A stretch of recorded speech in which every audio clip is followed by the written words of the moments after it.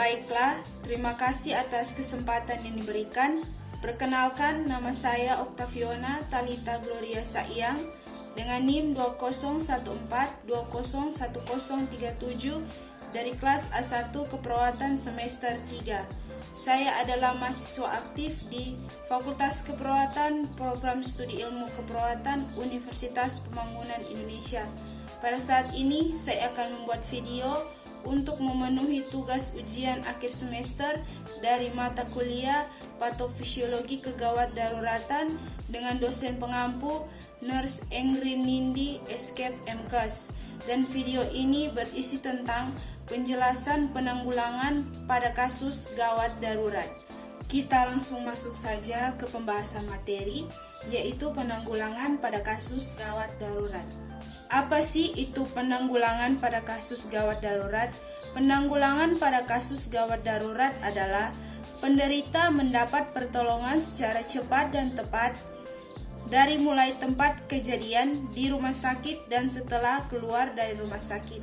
Tujuan dari penanggulangan pada kasus gawat darurat adalah yang pertama, mencegah kematian dan cacat pada pasien gawat darurat hingga dapat hidup dan berfungsi kembali dalam masyarakat. Yang kedua, merujuk pasien gawat darurat melalui sistem rujukan untuk memperoleh penanganan yang lebih memadai. Yang ketiga, penanggulangan korban bencana penolong harus mengetahui penyebab kematian agar dapat mencegah kematian. Fase pertolongan pada kasus gawat darurat. Yang pertama fase pra rumah sakit, kedua fase rumah sakit, dan ketiga fase pasca rumah sakit. Yang pertama fase pra rumah sakit. Fase ini adalah periode pertolongan di tempat kejadian sesaat setelah kejadian sampai dengan tiba di rumah sakit. Yang kedua fase rumah sakit. Fase ini adalah periode pertolongan dari mulai korban atau pasien masuk ke UGD, kemudian melakukan rujukan inter rumah sakit dan antar rumah sakit. Yang ketiga, fase pasca rumah sakit. Fase ini adalah periode di mana korban atau pasien keluar dari rumah sakit baik sembuh, cacat, atau harus menjalani perawatan lanjutan di rumah atau melakukan kontrol ke rumah sakit. Contoh kasus jika kita menemukan orang yang mengalami henti jantung dan bagaimana penanganannya. Apa sih henti jantung itu? Henti jantung atau cardiac arrest adalah penghentian tiba-tiba aktivitas pompa jantung efektif mengakibatkan penghentian sirkulasi. Henti jantung adalah keadaan terhentinya aliran darah dalam sistem sirkulasi tubuh secara tiba-tiba akibat terganggunya efektivitas kontraksi jantung saat sistolik. Tanda-tanda seseorang mengalami henti jantung atau cardiac arrest antara lain: A. Korban tidak sadar, B. Korban tidak bernafas, C. Denyut nadi dan suara jantung hilang, D. Refleks cahaya tidak ada dan pupil melebar, E. Korban kelihatan seperti orang yang sudah meninggal, pucat, dan kadang-kadang kulit berwarna biru. Langkah-langkah yang harus kita lakukan pada seseorang yang mengalami henti jantung yaitu melakukan bantuan hidup dasar BHD. Bantuan hidup dasar Basic Life Support adalah suatu tindakan pada saat pasien ditemukan dalam keadaan tiba-tiba tidak bergerak, tidak sadar, atau tidak bernafas, maka periksa respon pasien.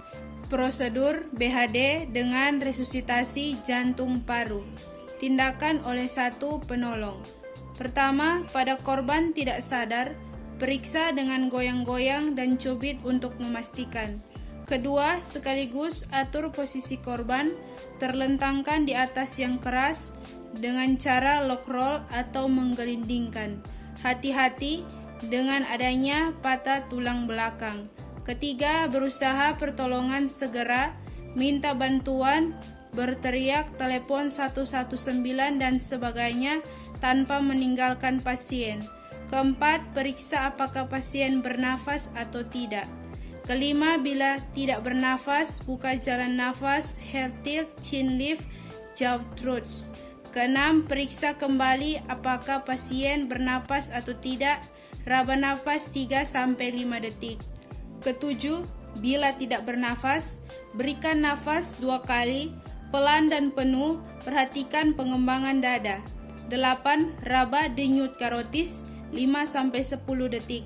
9. Bila karotis tidak teraba, lakukan pijat jantung dari luar 1-5 kali dalam waktu 9-11 detik.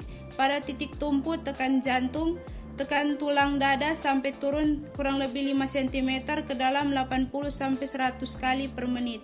Lanjutkan pemberian nafas buatan tanpa alat atau dengan alat 2 kali, pelan dan dalam. 10. Lengkapi tiap siklus dengan perbandingan 2 nafas dibanding 30 pijatan. 11. Lakukan evaluasi tiap akhir siklus keempat 5-7 detik. Nafas, denyut, kesadaran dan reaksi pupil. Ke-12, bila nafas dan denyut belum teraba, lanjutkan resusitasi jantung paru hingga korban membaik atau cenderung meningkat. Tindakan oleh 2 penolong. Pertama, langkah di atas tetap dilakukan oleh penolong pertama hingga penolong kedua datang.